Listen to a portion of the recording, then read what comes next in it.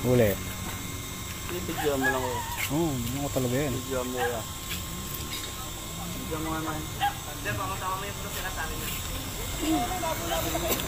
So, natikitan ka nila, kuya. Hindi ka nila alam kung sino yung tinitikita nila. Di ba?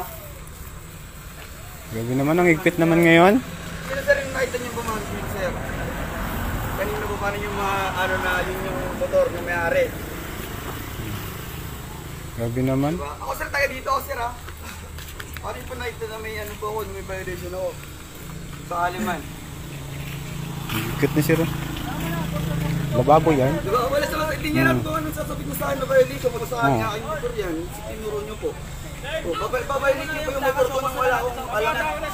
Papatawin na lang natin sa opisina ko naman talaga yung lakad. Lukos na lang tayo. Lukos